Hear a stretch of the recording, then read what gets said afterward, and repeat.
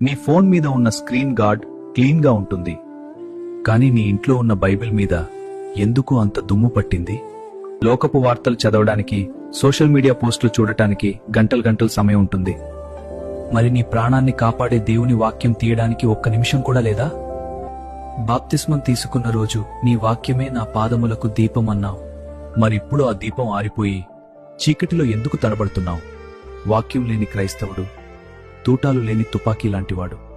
మరి ఇప్పుడు ఆ దీపం ఆరిపోయి చీకటిలో ఎందుకు తడబడుతున్నావు? శోధన వచ్చినప్పుడు దేవుడు నన్ను కాపాడలేదు అని ఏడుస్తావు, కాని ఆయన నీతో మాట్లాడాలని ఇచ్చిన ఉత్తరాన్ని మాత్రం నువ్వు విప్పి చూడవు. నీ ఆత్మ ఆకలితో అలమటిస్తోంది, గమనిస్తున్నావా? కీర్తనలు 119 ఏం చెబుతుందంటే, నీ వాక్యము నా పాదములకు దీపమును, నా త్రోవకు వెలుగునయ్యున్నది.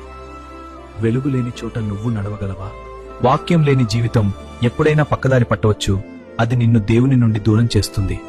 ఈ రోజైనా ఆ బైబిల్ మీద ఉన్న దుమ్మును దులుపు, మోకాళ్ల మీద పడి ఏడుస్తూ అడుగు, ప్రభువా, నా మనోనేత్రాలను తెరువు, నీ వాక్యం చదవాలనే దాహాన్ని నాలో పుట్టించు అని ప్రార్థించు.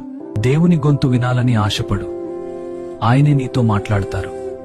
బైబిల్ తెరుద్దాం, దేవుని హృదయాన్ని తెలుసుకుందాం.